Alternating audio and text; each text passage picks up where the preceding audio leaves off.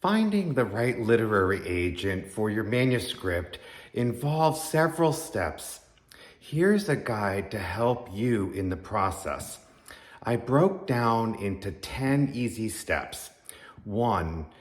Research. Begin by researching literary agents who specialize in your genre or who have represented similar books. Look for agents who have a track record of success and a good reputation in the industry. Number 2, writers' resources. Utilizing writers' resources like the Writer's Market, Agent Query, or Manuscript Wish List to find comprehensive list of agents in your genre. These resources provide information about agents' preferences and submissions guidelines.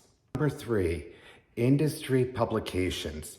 Reading industry publications such as Publishers Weekly or Writer's Digest, which often feature articles, interviews, and agent spotlights, like myself. This can help you discover agents who may be a good fit for your manuscript. Number 4, author acknowledgments. Pay attention to the acknowledgement section in books that are similar to your manuscript. Authors often thank their literary agents, providing you with potential agents' names to explore. Number 5, online research. Visit literary agents' websites, read their submission guidelines, and study their client list. This will give you an understanding of their specific interest and requirements. Number 6, attend writing conferences or workshops. Participate in writers' workshops where agents may be in attendance. These events often offer you opportunity to pitch your work directly to agents or engage in networking that can lead to agent recommendations. Number 7, personal recommendations. Seek recommendations from other authors, writing communities, or writing groups you belong to. Fellow writers may have valuable insights or personal connections to literary agents. Number 8, query letters. Craft a compelling query letter introducing your manuscript.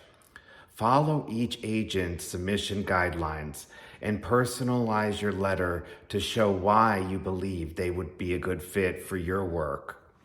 As an agent myself, this is a fine art, and I do have in a whole playlist, I have how to craft the perfect query letter. So I highly suggest you checking that out. Number 9, submission process.